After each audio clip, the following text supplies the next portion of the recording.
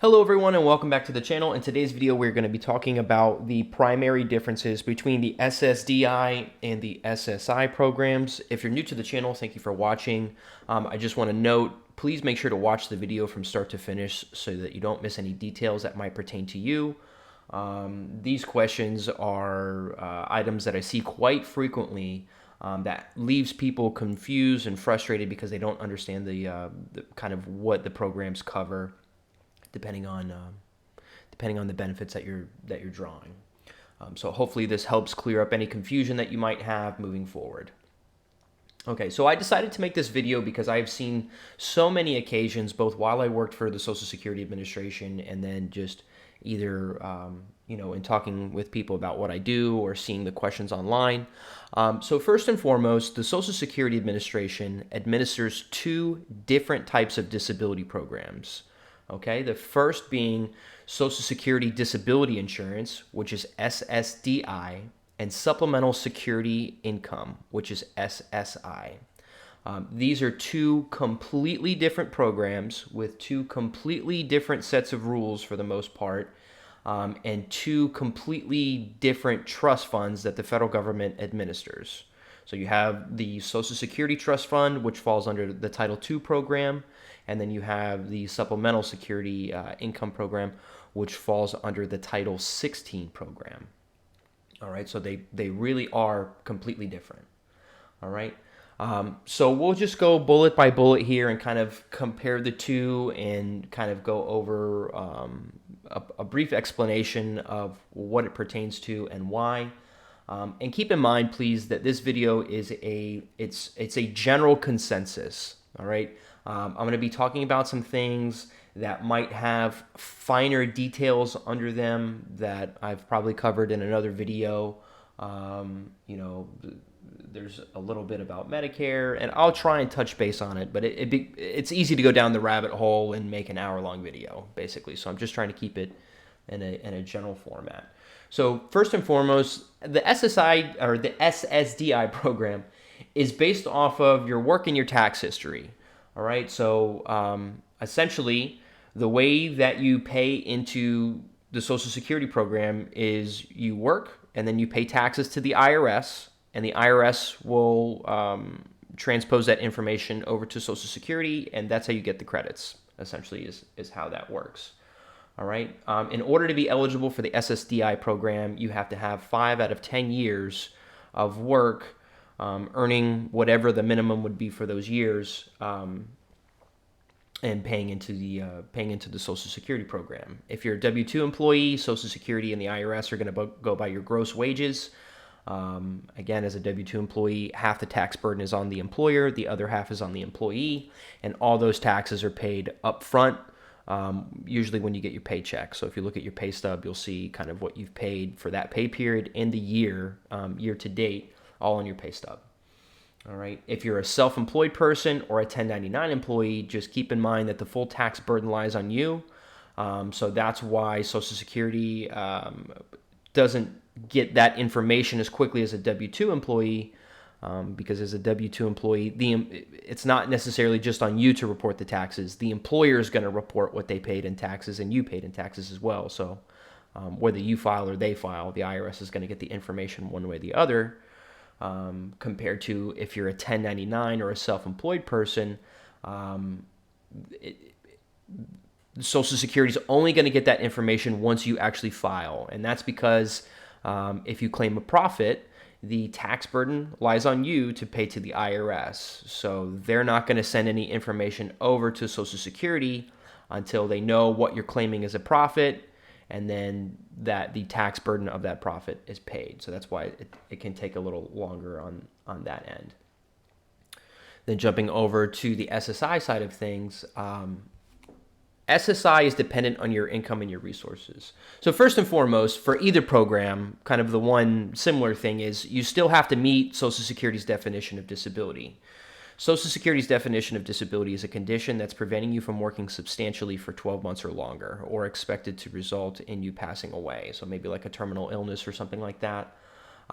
So if, let's say, you break your arm and it's like 6 weeks to recover, that's not really a disabling condition. But if you have a more maybe severe injury or arm break, something like that, and you have to wear like a cast and go through therapy, there's all this other stuff, and it's expected to last 12 months or longer, then you're starting to meet that. But it also has to prevent you from working substantially. Right now in 2023, substantial gainful activity, other known as SGA, is $1,470 per month in gross wages if you're W-2, or net profit if you're self-employed or 1099. So if you're making more than that, and you don't have any sort of subsidies or anything like that from the employer, or whatever's going on with work, meaning that they're still paying you a wage, but they're allowing you to do less work, basically. If you're making more than that, then realistically, Social Security is going to deny your claim technically, meaning that they're not going to consider your medical conditions as much as the non-medical criteria. You're working over the restricted amount, so in that capacity, you don't have a condition that's preventing you from working for 12 months or longer substantially. So that's how they'll look at it. So for the SSI program, it's typically for people who have little to no work history, or their work history isn't recent enough to qualify them for the SSDI program. So remember, you have to have worked the last 5 out of 10 years from the point you're saying that you became disabled. So as an example, if you got hurt in 2023, their range is going to be from 2013 to 2023. Was there 5 out of that 10 years, was there at least 5 where you kind of hit the number for Social Security purposes and kind of met the criteria? So if you didn't, then you would qualify for the SSI program, which is, again, based off your income and your resources. So your benefit, what that means is your benefit can fluctuate from month to month. So if you're working, your SSI benefit's going to go down dollar for dollar pretty much. If you have any friends, family members, colleagues, or maybe a church that's helping you out financially with your bills, you're obligated to report that. Realistically, that's going to bring down your check as well. If you went to the corner store and you won some money from a scratch-off ticket, you would be obligated to report that to Social Security because that's new income or resource, and your check will go down as well. So all things to keep in mind. So realistically, any sort of financial support that you receive, whether it's a family member and they're allowing you to stay in their place and you don't have to pay rent, or they're feeding you and you don't have to buy any groceries, all those things are in-kind support, or ISMs, what they refer to them as, and that will be counted as kind of a resource. All right, the next thing to cover is Medicare versus Medicaid. So to keep it pretty straightforward, Medicare is a federal insurance benefit, so it doesn't matter where you live: Florida, Georgia, New York, California, Hawaii, Alaska, Texas. It's a federal insurance benefit, so it works all around the country. When you go to apply, and the two parts to Medicare are Medicare Part A, that's the inpatient hospital coverage, and is probably going to be free based off your work history, especially in disability purposes. More than likely it's free. And then Medicare Part B is the doctor's co-insurance. So this is something that everybody pays for, or I should say everybody has a premium for. Right now in 2023, the standard Medicare Part B premium is $164.90 per month. So that comes right out of your Social Security check. Medicaid is a state insurance benefit. So as an example, you have Texas Medicaid, Florida Medicaid, North and South Carolina Medicaid, California Medicaid. Each state has their own Medicaid program with their own sets of rules and criteria as far as how to get that. And normally whenever you apply for SSI, it's also an application for Medicaid. And the reason why those two things are kind of connected, one is because of you're alleging that you have a disability, and two, it's actually, whether most people realize it or not, when you apply for any sort of disability benefit through Social Security, Social Security handles all of the technical aspects of the application, meaning that they ensure what benefits you might be eligible for. So whether it's SSDI, SSI, or in some cases both, depending on what your SSDI amount would be if you were approved, they gather all that information about your work, your education, your conditions, who's treating you for those conditions, or where have you been, so your hospital stays, things like that. You can check out my other video on how to apply. But once they gather all the information, they forward your application over to the state. The state is the one that actually reaches out to your doctors or, anybody else you listed in your application. So whether it's a school or an insurance company or workman's comp, things like that, it's the state that reaches out to those other entities and they gather your records, right? So it would make sense that if you're applying for a disability like that, it would just be easier because, again, the Medicaid program is state-based, so whatever state that you apply in is also aware that you've applied for disability, and they'll process your Medicaid application if you're approved. So it's kind of like a straight shot deal. And they'll probably ask you for a lot of the similar proofs that Social Security might have asked you for. So like, bank statements and your, renter's agreement or mortgage statements, things like that, your debt to income, to make sure that, that you meet all of the eligibility criteria for that program. All right. The next thing I want to touch base on is who else can be paid aside from the disabled person. So if you're applying for SSDI and you have a couple minor children, those minor children, depending on something called the Family Max. So for Social Security purposes, or Social Security SSDI purposes, you have something called the Family Max. So this is the maximum amount of money that can be paid off an individual's record. So as an example, let's say that you were approved for disability and your family maximum was $1,000 and your disability amount was also $1,000. Well, now there's only enough money to pay you, basically, as the disabled person. That it's not uncommon, but I would say it's more common that there is enough under a person's record to pay. They're called auxiliaries or other family members, like minor children or potentially their mother, depending on the details. But if you have a family max of $2,000 and your benefit's $1,000, that means that there's another $1,000 on the record to pay to any dependents that you might have. So out of that family max of $2,000, you would subtract your $1,000 and there would be $1,000 left over. And children, as an example, can receive up to 50% of whatever the disabled person receives. So if you're receiving $1,000, that means each kid would be eligible for up to $500. So if you had 2 kids, that means that you're getting that other $1,000 under your record.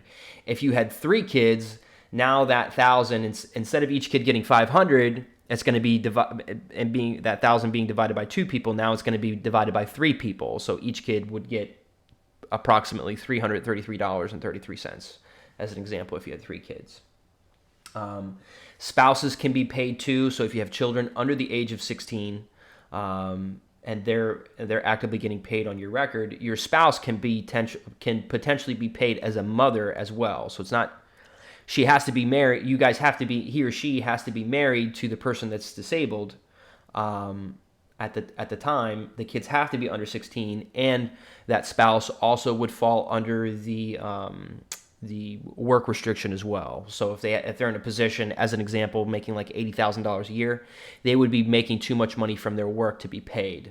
But if they had like a part-time position making like $20,000 for a year, the restriction right now is $21,240. So if they're, somewhere around that, then realistically a payment can be had. Then considering the SSI program, the SSI program is only for the disabled individual. So whether you're a minor or you're an adult, you are the only person that can be paid. Right now, talking about any sort of retroactivity. So with SSDI applications, you do have up to 12 months of retroactivity. So it kind of depends on when you're found to be disabled, right? So we're in 2023 now. Let's say that you were approved with a disability going back to 2021. Then you're only eligible for up to 12 months of retroactivity from your application date. So if let's say somebody applied today on March... What date are we on? March 13th. That means that the furthest that Social Security is going to back pay them, depending on when they're disabled, found to be disabled, would be March of 2022 is the furthest based off of your application date. With the SSI program, there is no retroactivity. There would only be back pay available. And so to explain the difference between retroactivity and back pay, Again, you have up to 12 months of retroactivity from your application date. Realistically, if you applied for disability today, it's going to take, I would say, in the neighborhood of 12 to 18 months to be found to be disabled in most cases. So from the time that you applied to the time that you were approved, that would be considered back pay. And if you're found to be disabled before your application date, then that would be kind of like standard retroactivity. So that's the difference. So for SSI purposes, if you file today on March 13th of 2023, and it took you a year to get approved, you're only being paid from the time that you actually filed the application and nothing further. Compared to SSDI, if, again, you apply today, but you allege that you became disabled like 2 years prior, then you have retroactivity that, depending on your application date, you can get paid prior to when you actually filed. So that's kind of the difference between retroactivity and back pay. And then on the last bit here, considering survivor's benefits. So realistically, if you're receiving SSDI benefits and you pass away, if you have any dependents, so minor children or, a spouse, if your children are under the age of 16, or if that spouse is age 60 or older, realistically, you're insured for survivor's benefits, or they would be insured under your record for survivor's benefits, and a payment would be due. In the case of SSI, if you're drawing SSI, there's no SSI survivor's benefit. But if, let's say that you worked and you paid into Social Security, but when you became disabled, your work wasn't current enough to be eligible for SSDI benefits, and then you passed away from your conditions, but you still had that 10 years of work history to be fully insured for Social Security benefits, then if you had minor children or surviving spouse, they would be eligible for survivor's benefits, but it wouldn't be under SSI. It would be under the Social Security programs of retirement, disability, survivor's insurance. So I certainly hope that you enjoyed the video, that you learned something, that you got something out of it. If you did, please give the video a like, because it does help the algorithm and spread the video out to other people who are trying to look for this information as well. If you had a question about anything that I covered, please leave a comment down below and I'll be sure to reply to it as soon as possible. And then please consider subscribing to the channel and turning on your bell notifications so that you're always notified whenever I'm posting a new video. Thank you so much and have a fantastic day.